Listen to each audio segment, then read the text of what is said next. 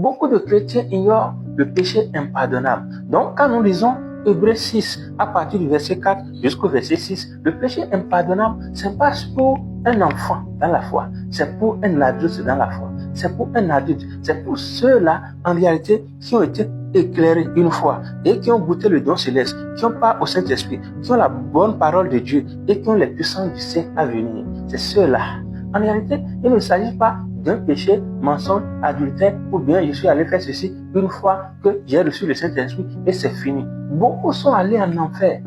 Beaucoup sont morts. Ils ont donné accès au diable d'atteindre leur vie parce qu'ils se disent, après avoir connu le Seigneur Jésus, il a menti, il a peut-être forniqué. Je n'encourage personne à aller forniquer. Seulement que quand on commet le péché, on donne accès au diable. Mais ça veut dire que si vous donnez accès au diable, le diable peut faire de votre corps ce qu'il veut. Il peut le tuer, il peut faire tout ce qu'il veut. Mais nous ne devons pas donner accès au diable. Certes, nous sommes dans la liberté. Mais on ne va pas faire de cette liberté une occasion de vivre selon la chair. Donc, le péché est impardonnable. Dieu ne nous permet pas, après être éclairé, d'aller commettre un péché quelconque.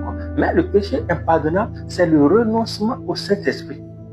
C'est dire Saint-Esprit, comme on l'a dit au moment où on était sauvé. Avant d'être sauvé, on a cru que Jésus là, il est ressuscité d'entre les morts. Et on a confessé de notre bouche. Donc, si quelqu'un dit aujourd'hui de sa bouche que lui ne croit même plus qu'il y a Jésus, il ne croit même plus au Saint-Esprit, et dans son cœur, il a fait naufrage dans la foi, il a abandonné la foi. Au lieu de croire que Jésus est ressuscité d'entre les morts, il dit qu'il ne sait même pas qu'il y a un Jésus, qu'il ne sait même pas qu'il y a Dieu, qu'il renonce au Saint-Esprit et qu'il croit dans son cœur que Jésus n'est pas ressuscité d'entre les morts, c'est fini. Le Saint-Esprit va partir de lui, il va sortir. C'est ça qu'on appelle le renoncement au Saint-Esprit. Il a éteint comme ça le feu de l'Esprit et le Saint-Esprit va partir de lui. Celui-là qui a commis ce péché-là, le Saint-Esprit ne peut plus revenir une seconde fois. Avant que le Saint-Esprit ne revienne, il faudrait que Jésus revienne une seconde fois. Une seconde fois. Et il va encore mourir. Il va aller dans le séjour des morts et ressusciter.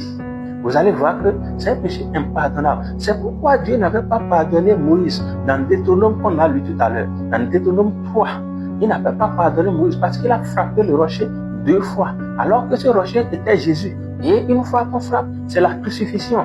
Et il a frappé 2 fois. Les 2 fois là symbolisent que Jésus serait crucifié 2 fois. Ce n'est pas possible. Il n'y a pas un pardon pour celui-là qui attend la crucifixion une seconde fois. Ce n'est pas possible. C'est pourquoi Dieu l'a dit. Ne parle plus de cette affaire. Et Dieu l'a dit, c'est fini. Tu ne passeras pas pour aller sur la terre promise. La terre promise, spirituellement, c'est quoi? C'est le paradis. C'est la nouvelle Jérusalem. C'est la ville des saints. Là, il n'y a ni mort, ni maladie. Là, il n'y a ni chaud, ni froid. Là, nous serons dans la joie éternelle, dans la louange éternelle. Bien aimé, le péché impardonnable, c'est renoncer au Saint-Esprit. Et c'est lui qui est le chef de l'Église actuellement. C'est avec lui qu'on nous a scellés jusqu'au jour de la rédemption. Donc si on renonce au Saint-Esprit, on a commis le péché impardonnable. Shalom.